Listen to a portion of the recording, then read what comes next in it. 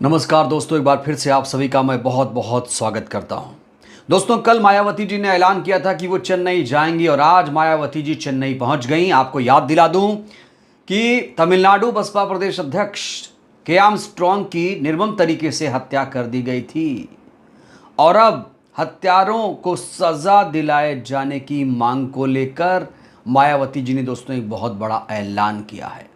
दोस्तों, आज मायावती जी चेन्नई पहुंची और आकाश आनंद भी मायावती जी के साथ नजर आए।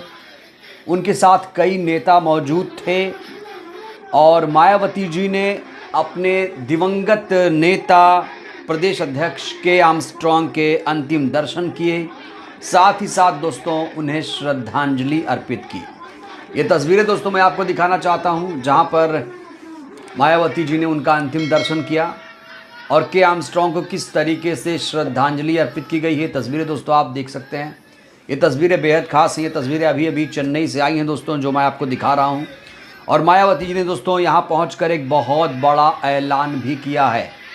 मीडिया से मुखातिब हुई हैं और तमिलनाडु सरकार को कटघरे में खड़ा करते हुए दोस्तों एक बहुत बड़ा ऐलान कर दिया है।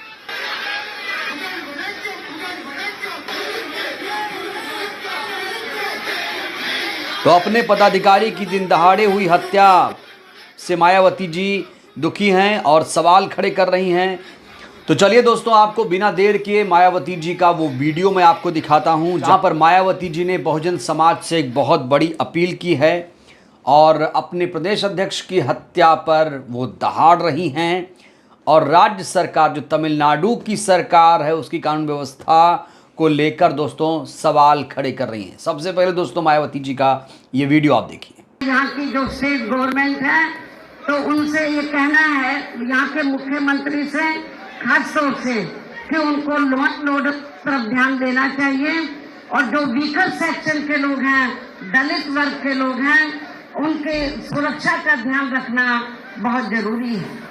और जिस तरीके से शाम के वक्त आकर इनकी हत्या की गई, तो मुझे तो ऐसा लगता है कि ये अब तक यदि सरकार गंभीर होती तो जो असली अपराधी अब तक पकड़े जाते, लेकिन असली अपराधी अभी तक नहीं पकड़े हैं। इसलिए हम स्टेट गवर्नमेंट से ये चाहेंगे कि आप हमारे जो स्टेट के प्रेसिडेंट रहे हैं, वो नहीं हमारे बीच में रहे, तो आप न्याय नहीं देना चाहते हैं, तो हम चाहेंगे कि ये मामला सीबीआई को रेफर किया। तो दोस्तों सुना आपने, मायावती जी ने साफ तौर पर कहा कि जो सरकार है दलितों की सुरक्षा पर ध्यान नहीं दे रही है। दलितों की सुरक्षा पर इस सरकार को ध्यान देना होगा और जो असली अपराधी हैं वो पकड़े नहीं गए हैं। दोस्तों आपको याद दिला दूं, ये खबर आई थी जहां पर कहा गया था कि कुछ लोग पकड़े गए हैं। हेडलाइन में आपको दिखाना चाहता हूं, ये देखिए, यहाँ हेडलाइन आप देखिए।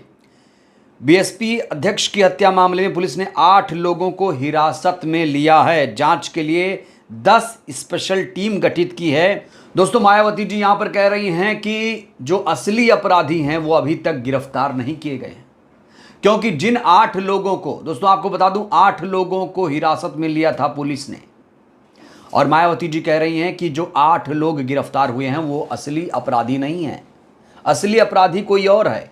इसीलिए मायावती जी यहाँ पर सीबीआई जांच की मांग कर रही हैं। यानी कि वहाँ की पुलिस सिस्टम पर कहीं ना कहीं विश्वास भरोसा नहीं है और पुलिस की कार्यशैली को लेकर भी दोस्तों सवाल खड़े हो रहे हैं। क्योंकि अगर कोई घटना इस तरह की होती है, निर्मम तरीके से किसी की जान ली जाती है, तो जाहिर तौर पर पुलिस चाहे तो अपराधी को 2 सेकंड के अंदर, 1 मिनट के अंदर गिरफ्तार कर सकती है।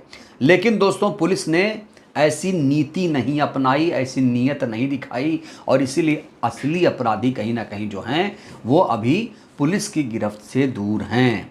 और मायावती जी ने यहाँ पर साफ तौर पर कह दिया है कि दलितों की सुरक्षा पर ये सरकार ध्यान दे, सीबीआई जांच होनी चाहिए, तब जाकर इस केस का दूध और पानी का पानी होगा। तो दोस्तों मायावती जी अपने पुराने तेवर में लौट आई हैं। ये देखिए, मायावती जी 2024 में शायद ऐसा पहला मौका है जब वो माइक पर इस तरह से लोगों को संबोधित कर रहे हैं। और दोस्तों पूरे देश में इस समय मायावती जी को लेकर लोग बहुत ज़्यादा उत्साहित हैं।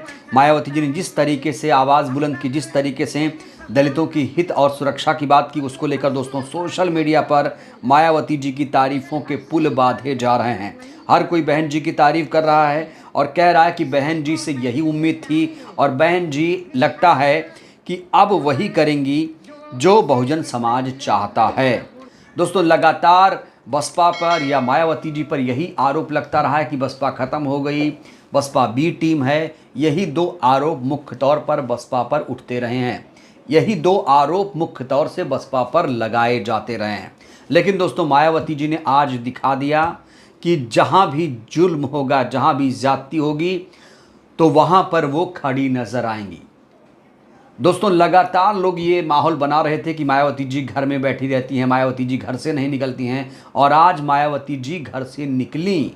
न सिर्फ घर से निकली बल्कि सैकड़ों किलोमीटर दूरी का सफ़र करते हुए चेन्नई गई, लखनऊ से चेन्नई पहुंची और वहां पर अपने नेता के लिए आवाज़ बुलंद की, अपने नेता के परिवारों से मुलाकात की, अपने लोगों के बीच आकर उनकी सुरक्षा के बारे में हाल चाल जाना, उनकी आवाज़ बुलंद की। दोस्तों आपको याद दिला दूं कि शुक्रवार को चेन्नई में बीएसपी तमिलनाडु के अध्यक्ष के आर्मस्ट्रांग की हत्या कर दी गई थी। उसके बाद बसपा के कार्यकर्ताओं में ज़बरदस्त आक्रोश था और आरोपियों की तत्काल गिरफ्तारी की मांग उठ रही थी।